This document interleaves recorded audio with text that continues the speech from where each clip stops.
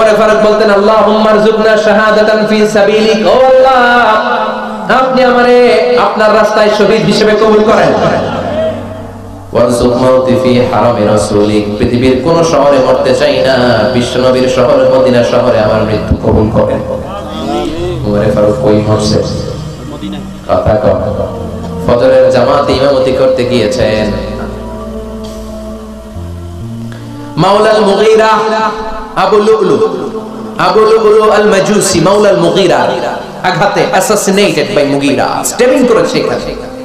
তিনটা আঘাত করেছে, একটা এখানে, একটা পাজরে, একটা নাভির মধ্যে, নাভি কেটে দুই ভাগ। ওনাকে খাবার দেয়া হলো নাবিজ, দুধ মাখানো নাবিজ। ওই নাবিজের দুধ নাভি দিয়ে বের হয়ে যায়। উনি বললেন, কে মেরেছে আমাকে? বলল, অগ্নি উপাসক। শুকরিয়া করে বললেন, আল্লাহ আমারে কোন মুসলিম মারে নাই, কোন মুমিন মারে নাই। উনি বেহুশ ছিলেন, হুশ ফিরে সবাইরে বললেন, আসল্লান নাস, ফজরের যে নামাজটা আমার ইমামতিতে শুরু হয়েছে, এক রাকাতের পর আমাকে মারা হলো। এবার আমাকে বলো, আমার নেতৃত্বে যে নামাজটা শুরু হয়েছে, নামাজটা ঠিক মতো হয়েছে কিনা? সুবহানাল্লাহ। আমারে কে মারলো? কে তোমাদের খলিফা হবে? কি হবে আমার আব্দুর রহমানের আব্দুল্লাহ? এগুলো নাই। প্রথম কথা ছিল মানুষরা নামাজটা পড়েছে কিনা। সুবহানাল্লাহ। এজন্য শাহাদাতের তামান্না সবচেয়ে বড় তামান্না। চিল্লায় বলেন ঠিক কিনা? সাইয়েদনা সুলাইমান আলাইহিস সালামের জামানাতে ওনার এক ওয়াজির ছিল, মন্ত্রী। ওই মন্ত্রীকে নিয়ে উনি বৈঠক করতেন। ওনার সময় উনি মালাকুল মাউতের সাথে বৈঠক করতেন। শুনতেছেন? আপনাদের মনোযোগ আছে তো? উনি বৈঠকে বসেছেন, মালাকুল মাউতও বসা, ওয়াজিরও বসা। হঠাৎ মালাকুল মাউত ওয়াজিরের দিকে বড় বড় চোখ করে তাকাচ্ছেন। বড় বড় চোখ করে তাকানোতে ওয়াজির ভয় পেয়েছে। হঠাৎ মালাকুল মাউত চলে গেল। ওয়াজির বলে, ও সুলাইমান আলাইহিস সালাম, এই যে লোকটা বড় বড় চোখ করে আমার দিকে তাকালো, এটা কে? সাইয়েদনা সুলাইমান বলে, হাদা মালাকুল মাউত। যে বর্ণনাটা বলছি এটা হাদিস না, এটা হচ্ছে ইসরাইলিয়া, জিউস ট্র্যাডিশন। কোরআন হাদিসের সাথে কোনো দ্বন্দ্ব নাই, তাই বর্ণনা করা যাবে। বিষ্ণু বলেছেন, বাল্লিগু আন্নি ওয়ালাউ আয়া। আবার বলেছেন, ওয়া হাদিসু আন বনি ইসরাঈল ওয়ালা হারাজ। বনি ইসরাইলের ট্র্যাডিশন বর্ণনা করো, জিউস ট্র্যাডিশন বর্ণনা করো, এতে কোনো সমস্যা নাই। ওয়াজির বলে, ও সাইয়েদনা সুলাইমান, বড় বড় চোখ করে যে তাকালো লোকটাকে? সাইয়েদনা সুলাইমান বলে, হাদা মালাকুল মাউত, এটা মৃত্যুর ফেরেশতা। ওয়াজিরের কলিজায় পানি নাই।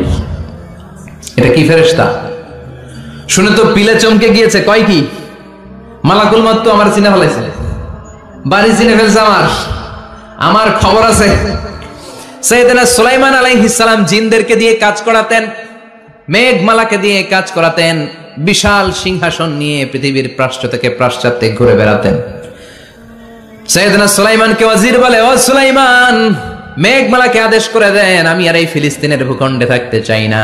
আকাশের মেঘমালার উপরে আমারে বসিয়ে দেন, আর বলে দেন আমারে নিয়ে যেন আকাশের মেঘমালা হিন্দুস্তানের ওই দূর পর্বতে রেখে আসে। আকসা আল হিন্দ, হিন্দের সবচেয়ে দূরবর্তী জায়গায় যেন আমারে রেখে আসে। সাইয়েদনা সুলাইমান বললেন, আকাশের মেঘ যাও, আমার ওয়াজিরকে নিয়ে হিন্দুস্তানের একটা উপদ্বীপে রেখে আসো। রেখে আসা হলো। কিছুক্ষণ পর মালাকুল মাউত সাইয়েদনা সুলাইমানের কাছে হাজির। সাইয়েদনা সুলাইমান বললেন, ও মালাকুল মাউত, কই ছিলা? কই, একটু আগে হিন্দুস্তান থেকে আপনার ওয়াজিরের রূহ কবজ করে আসছি। সুবহানাল্লাহ পড়েন। এটা আবার কেমন কথা, তুমি ওইখানে গেলা কেন? কয়, রব্বুল আলামিন কিছুক্ষণ আগে আমার কাছে পায়গাম পাঠিয়েছে, যাও সাইয়েদনা সুলাইমানের ওয়াজিরের রূহটা কবজ করো। কবজ করার জায়গা হলো হিন্দুস্তানের উপদ্বীপ। কোন জায়গায়? মালাকুল মাউত এসে দেখে সুলাইমান নবীর সাথে মিটিং করে। ওয়াজির কার সাথে মিটিং করে? সুলাইমান নবীর সাথে। কিন্তু ফরমানে লেখা রূহ কবজ করতে হবে কোথায়? হিন্দুস্তানে। সুবহানাল্লাহ কইবেন না?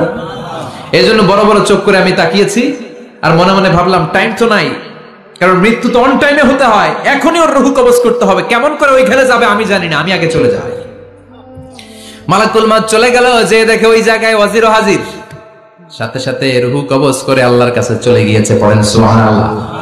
এজন্য আল্লাহ বললেন, মালাকুল মাউত আমি নির্ধারণ করে দিয়েছি, পৃথিবীর প্রতিটি মানুষ মালাকুল মাউতকে দেখবে, চাক্ষুষ দেখবে, ভালো হলেও দেখবে, খারাপ হলেও দেখবে। কার কথা? ভালো মানুষ যদি হয়, আল্লাহওয়ালা যদি হয়, ইসলাম প্রিয় যদি হয়, ডানপন্থী যদি হয়, মৃত্যুর সময় মালাকুল মাউত আলা সূরাতি শাবিন আলা আহসানি সূরা, একজন যুবকের আকৃতিতে চমৎকার ধবধবে সাদা একটা জুব্বা পরে, জান্নাত থেকে জান্নাতি কাফন নিয়ে হানুত মিন হানুতিল জান্নাত, জান্নাতের সুগন্ধি নিয়ে মুমূর্ষু রোগীর মাথার সামনে এসে বসে যায় আর দেহটার ইঙ্গিত করে বলে, ইয়া আইয়াতুহান নাফসুত তাইয়্যিবা, ও পবিত্র আত্মা। আরেক বর্ণনায় এসেছে, ইয়া আইয়াতুহান নাফসুল মুতমাইন্নাহ, ও প্রশান্ত আত্মা, উখরুজি ইলা মাগফিরাতিম মিনাল্লাহ, আল্লাহর ক্ষমার দিকে বের হয়ে আসো। উখরুজি ইলা মাগফিরাতিম মিনাল্লাহি ওয়া রিদওয়ান, আল্লাহর ক্ষমার সন্তুষ্টির দিকে রূহটা বের হয়ে আসো। স্মুথলি বলার সাথে সাথে মুমিনের দেহ থেকে রূহটা বের হয়ে আজরাইলের হাতে চলে যায়। স্মুথলি বলার সাথে সাথে স্বাচ্ছন্দ্যে আনন্দে মুমিনের দেহ থেকে রূহটা সা করে বের হয়ে মালাকুল মাউতের হাতে এসে পড়ে। পড়েন সুবহানাল্লাহ। আল্লাহ এমন মৃত্যু তুমি আমাদের নসিবে রেখে দিও, চিৎকার করে পড়েন আমিন। আর যারা ইসলাম মানে নাই, আর যারা কোরআন মানে নাই, আর যারা দিন কায়েমের আন্দোলন করে নাই, দিনকে ভালোবাসে নাই, বাম আর রামপন্থী ছিল, নাস্তিক ছিল, ইসলাম বিরোধী ছিল, তাদের কাছেও মালাকুল মাউত আসে কি আসে না? চিল্লায় বলে না, সে কি আসে না?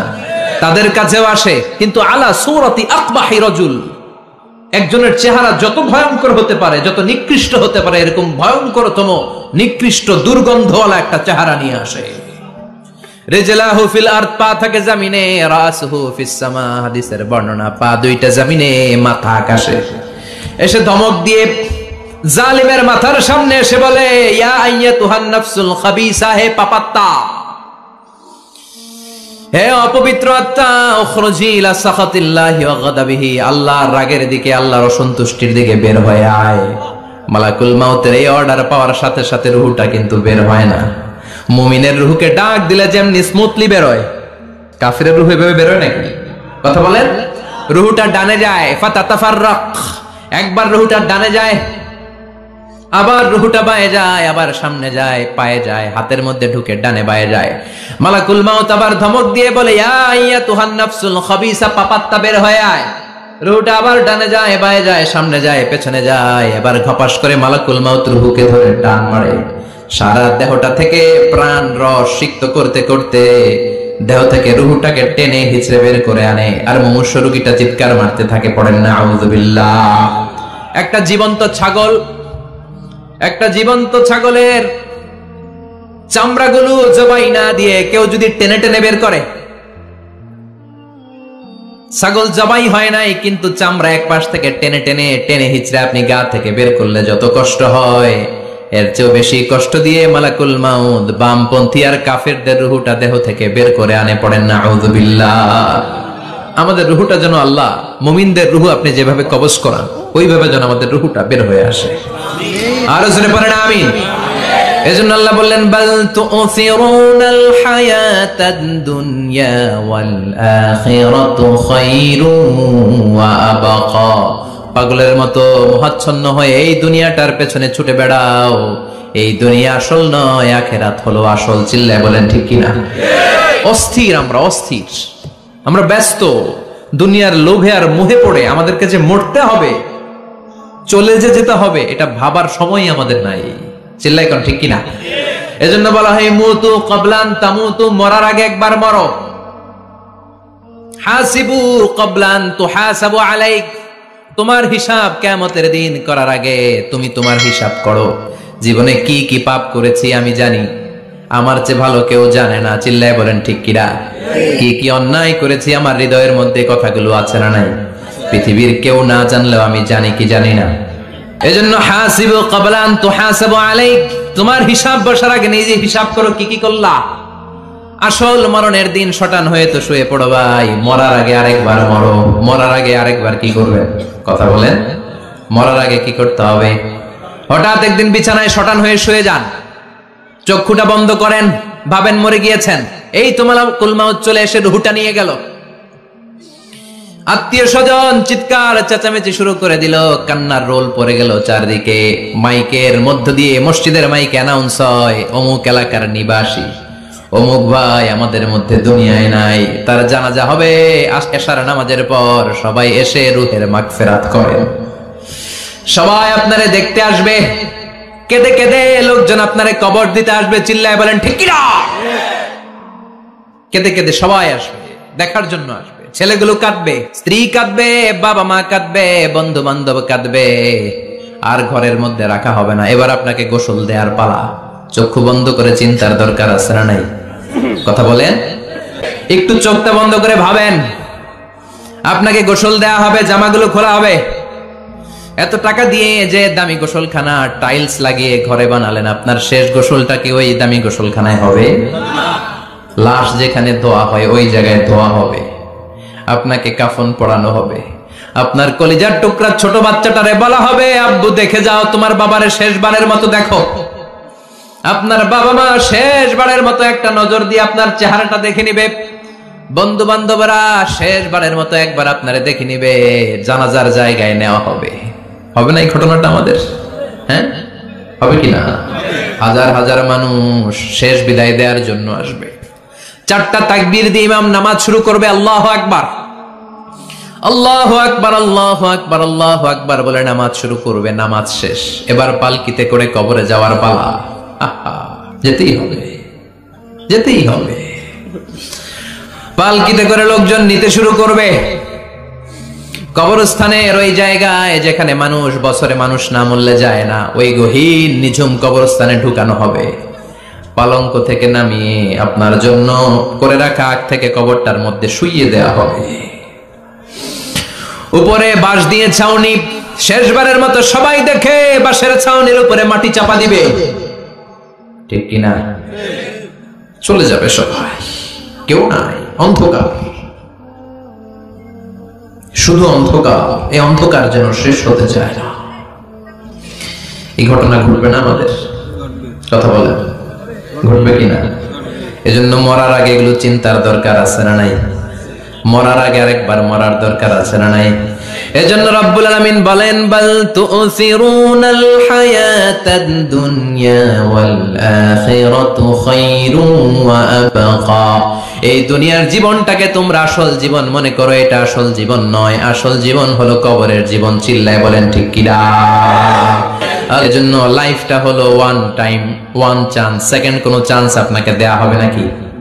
কাফেররা বলবে, ইয়া রাব্বি আরেকটা সুযোগ দেন। লাউ আন্না লানা কাররা ইয়ানি মাররা। আল্লাহ আরেকটা সুযোগ যদি পেতাম, দুনিয়াতে ভালো করে আসতাম। আল্লাহ বলবেন, ইন্নাহা কালিমাতুন কাইলুহা, এটা শুধু তাদের মুখের কথা। তাদেরকে আবার সুযোগ দিলেও তারা কিচ্ছু করবে না। চিল্লায় এখন ঠিক কিনা? এজন্য একটা চান্স আমরা পেয়েছি। এই দুনিয়ার ওয়ান চান্সে আমরা ভয় পাবো একজনকে। চিল্লায় বলেন তিনি কে? আল্লাহ। এজন্য যেতে আমাদেরকে হবে। এই মরণ থেকে পালানোর কোনো সুযোগ কেউ পালাতে পারে নাই। এই মরণ হলো আখিরাতের প্রবেশদ্বার। মরণ নামক পালকিতে চড়ে আমরা কবরের ভেতরে ঢুকি। মরণ হলো প্রথম পর্ব, কবর হলো দ্বিতীয় পর্ব। যেরকম ঠিক কিনা?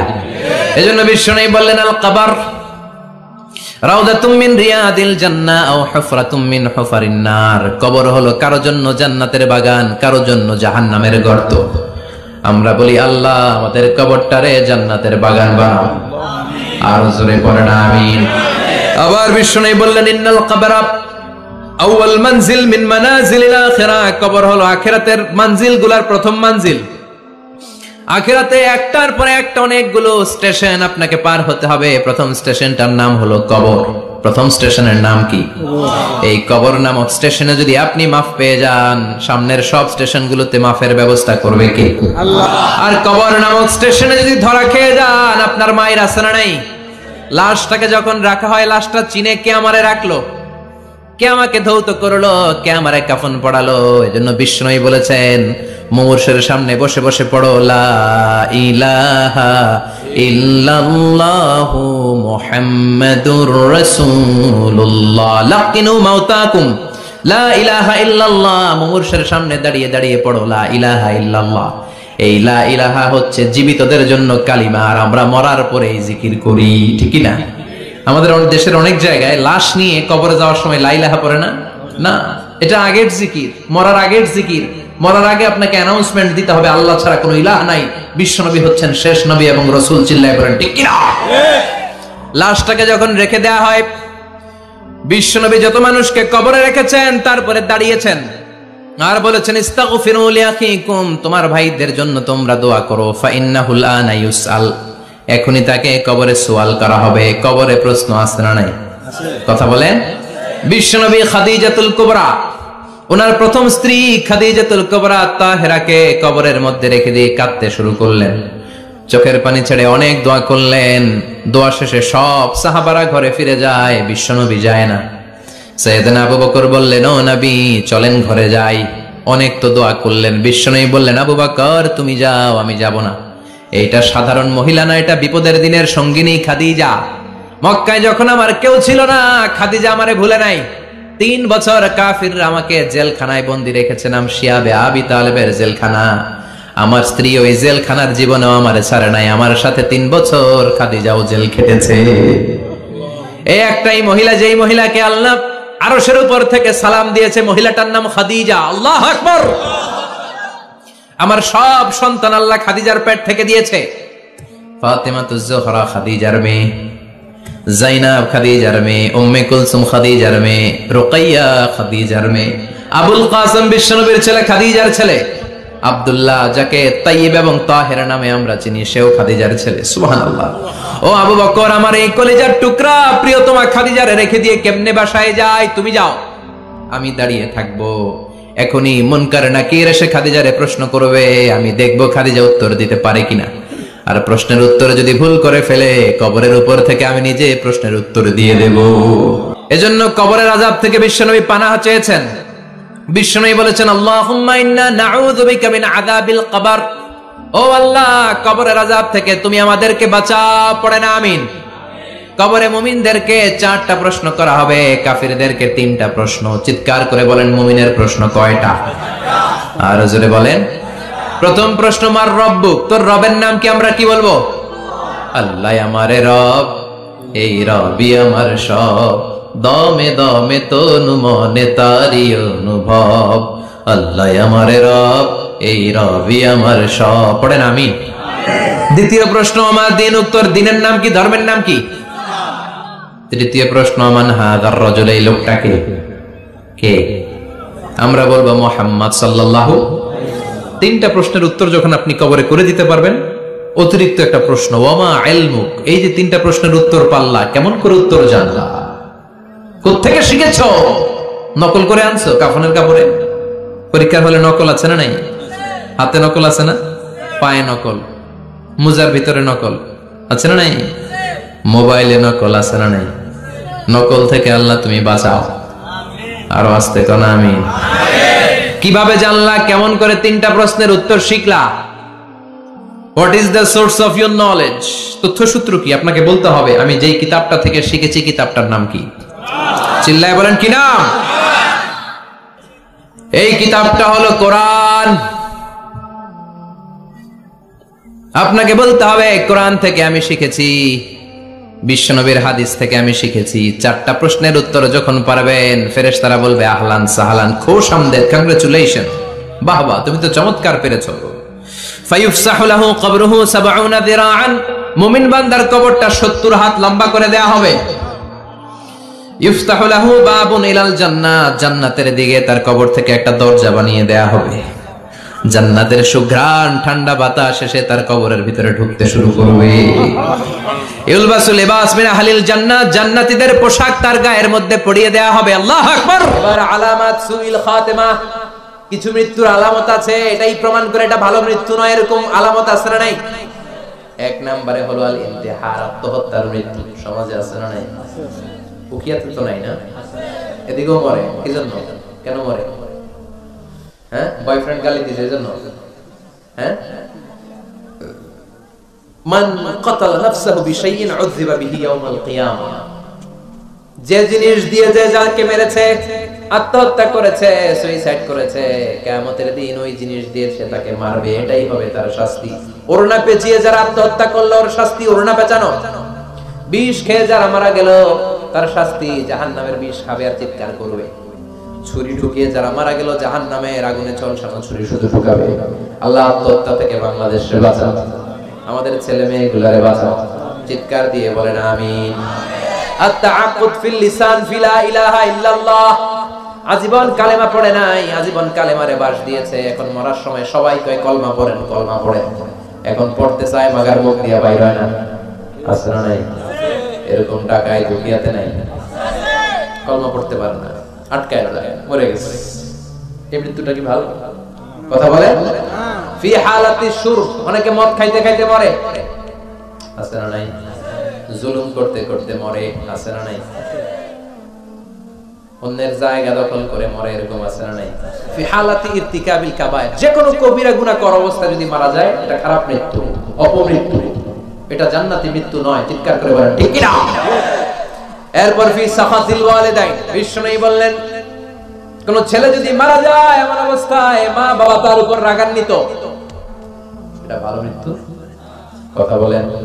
গোটা পৃথিবীর বুকে মায়ের চেয়ে আপন কেউ আছে নাকি? এই মায়ের মনে কষ্ট দিয়ে ওই অবস্থায় যদি মারা যায় এই মৃত্যুটা অনেক খারাপ। চিল্লায় বলেন ঠিক কিনা? এজন্য মায়ের সাথে খারাপ আচরণ করবেন নাকি? কথা বলেন? যার মা নাই সে জানে মা না থাকার কি জ্বালা, ঠিক কিনা? যখন রাত্রি নিঝুম এই চোখে ঘুম, একলা শুধু ঘরে তোমায় মনে পড়ে মাগো, তোমায় মনে পড়ে।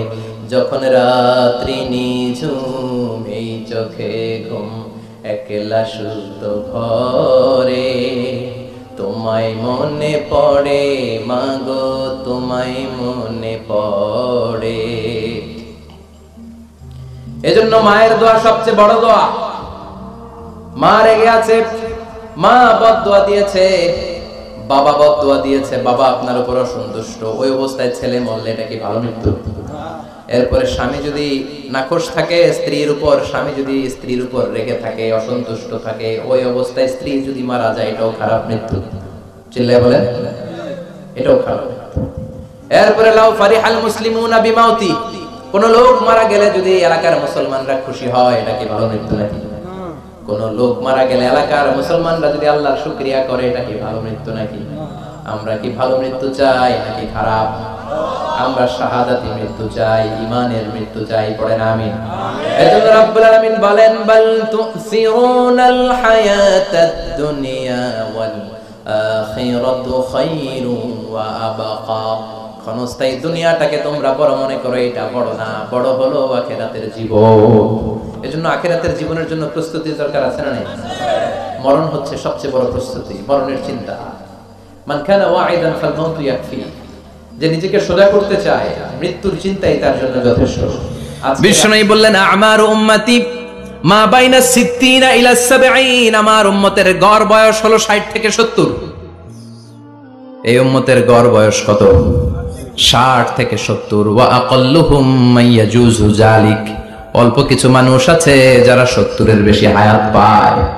এখানে 70 এর বেশি আছেন কারা? হাত তোলেন দেখি তো।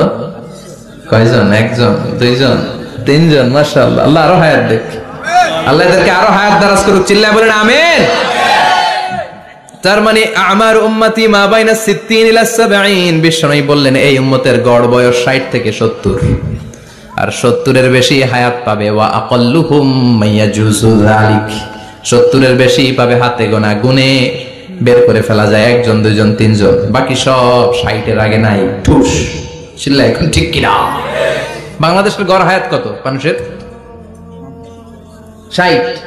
বিষ্ণুর কথার সাথে মিলে গেছে। চিল্লায় পড়েন সুবহানাল্লাহ। এই জন্য বিষ্ণু বলেন এই যে মুরব্বীদের দাড়ি পাকে, এই যে রাস্তায় অ্যাক্সিডেন্ট হয়, এই যে ক্যান্সারে আক্রান্ত হয়ে লোকজন মারা যায়, তার উপরেও কি টনক নড়ে না? এরপরেও কি বিবেকে ধরে না যে তোমাকে চলে যেতে হবে? আকসিরু যিকরা হাযিমিল লাযযাত, জীবনের সব স্বাদকে পানসা করে দেয় ওই মরণকে স্মরণ করো। মরণকে স্মরণ করলে জাহান্নাম বরণ করা লাগে না। চিল্লায় বলেন ঠিক কিনা? আবার আল্লাহ বললেন এ গোলাম, স্পেশাল একজন ফেরেশতা আমি মরণের জন্য সিলেক্ট করলাম, নাম মালাকুল মাউত। তাকে আমরা আজরাইল বলে চিনি। এই মালাকুল মাউত তার বাহিনী নিয়ে নির্ধারিত টাইমে গোটা বিশ্বের সব মানুষের রূহ কবজ করে। অন টাইম নাকি দেরি করে? মালাকুল মাউত আগেও আসে না, পরেও আসে না। সুবহানাল্লাহ পড়েন। কেউ যদি খবর নিয়ে আসে শুনেই বিশ্বাস করো না, আগে যাচাই করো, আগে চেক করো, তারপরে বিশ্বাস করবা, ঠিক কিনা? তাহলে এখন থেকে একটা কিছু শুনলে বিশ্বাস করবেন। একজন এসে বলল ভাইজান আপনার মেয়েরা দেখলাম আরেক ছেলের সাথে বাজারে ঘোরাফেরা করে, ওই রমনার বটমূলে দেখলাম আপনার মেয়ে আরেক ছেলেরে নিয়ে পোষ্টি নষ্টি করে, লোকের কথা বিশ্বাস করে বাসায় যে মেয়ের চুলের মধ্যে ধরে মাইর, আইজো মায়ের কাইলো মাইর, এরকম হইতে পারে না? হয়তো ওই লোক আপনার মেয়ের মতো দেখতে আরেক মেয়েকে দেখছিল। এরকম হয় কিনা সমাজে? একজন এসে বললো, ভাই আপনি এখানে ভাবিরে তো দেখলাম ওই জায়গায় আরেক লোকের সাথে ঘোরাফেরা করতেছে, খবর রাখেন না বাসা? আপনি দেখে মেয়েকে, ঘটনা কি? আমার খেয়ে আমার পরে আরেকজনের সাথে, যে এই বাড়িতে যে মায়ের, কোনো কথা নেই। দেখবেন যে ছোট্ট মারামারি থেকে এই ঘটনা অনেক সময় বিচ্ছেদ বা ডিভোর্স পর্যন্ত গড়ায়, ঠিক কিনা? ওই যে শোনা কথায় কান দিচ্ছেন, ফাতা পাইয়ন, আপনি চেক করেন নাই।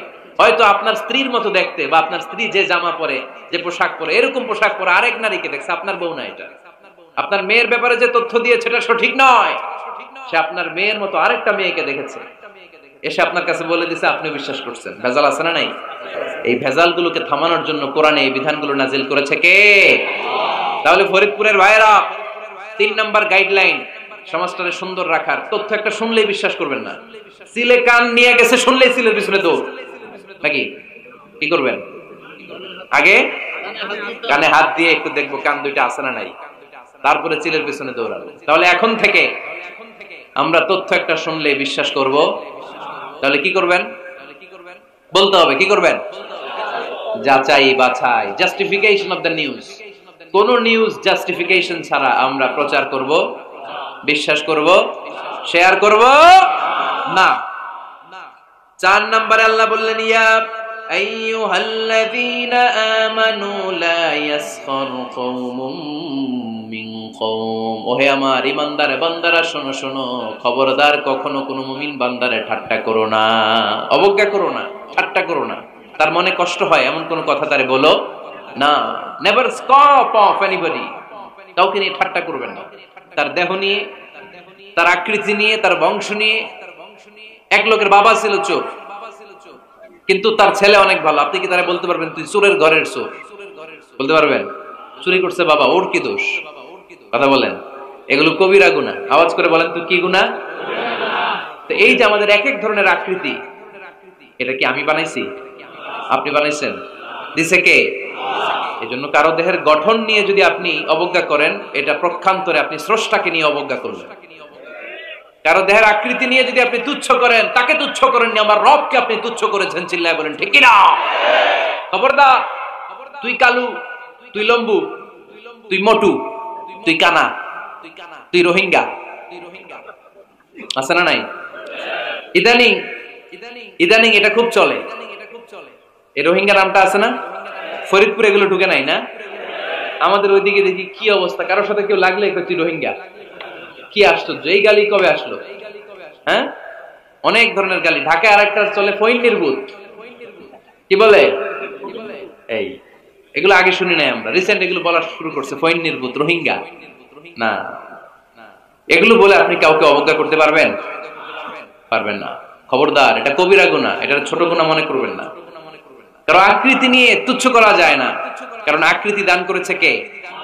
ওয়াল্লাযী ইউসাউইরুকুম ফিল আরহামি কাইফা ইয়াশা লা ইলাহা ইল্লা হুয়াল আজিজুল হাকীম। তিনি এমন সত্তা যিনি তোমাদের চেহারার অবয়ব দিয়েছেন, তোমাদের আকৃতি দান করেছেন তখন যখন তোমরা মায়ের পেটের ভেতরে ছোট্ট জোকের মতো ছিলা।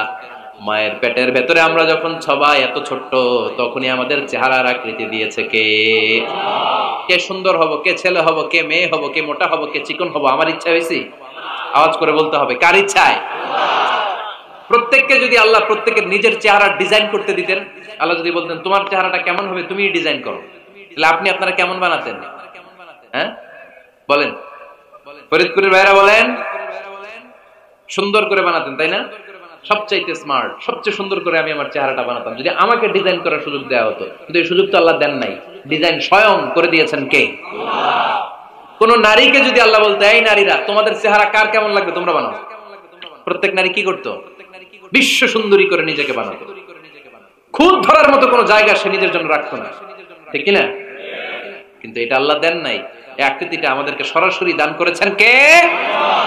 খবরদার, আমাদের অনেকে বিকলাঙ্গ, আমাদের অনেকের হাত ছোট, পা বড়, দেখতে মোটা, কেউ চিকন, কেউ কালো। খবরদার, কারো আকৃতি নিয়ে কখনো কোন অবজ্ঞার সুরে, ঠাট্টার সুরে কোনো কথা আমরা বলবো না। রাজি আছেন? সবাই রাজি আছেন? আল্লাহ রাসূল সাল্লাল্লাহু আলাইহি ওয়াসাল্লামের এক সাহাবী ছিল, নাম ইবনে মাসউদ রাদিয়াল্লাহু তাআলা আনহু। ওনার পায়ের নলা ছিল খুব চিকন, অস্বাভাবিক চিকন, স্বাভাবিক না। তো উনিও এটা ঢেকে রাখতেন, দেখাতেন না কাউকে। একদিন উনি খেজুর পাড়ার জন্য খেজুর গাছে উঠলেন। খেজুর গাছে ওঠার পরে নিচ থেকে সাহাবারা পায়ের চিকন নলা দেখে ফেলছে। দেখে সবাই হাসি, সবাই হেসে কুটি কুটি।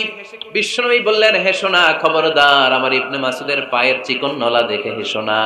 আমার ইবনে মাসুদের এই পায়ের চিকন নলা যদি মিজানের পাল্লায় উঠিয়ে দেয়া হয়, কিয়ামতের দিন উহুদ পাহাড়ের চেয়েও ভারী হয়ে যাবে।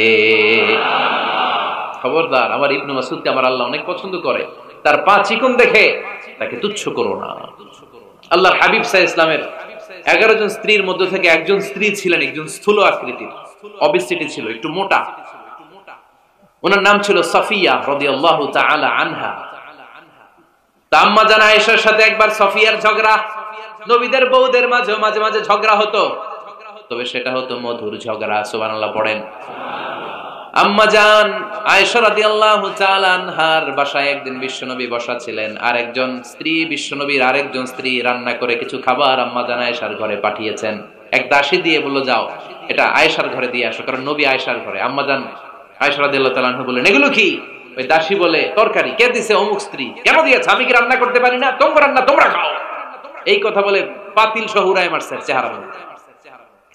এর কারণ ওনারা মানুষ ছিলেন, মানবীয় ব্যাপারগুলো ওনাদের মধ্যেও কাজ করত।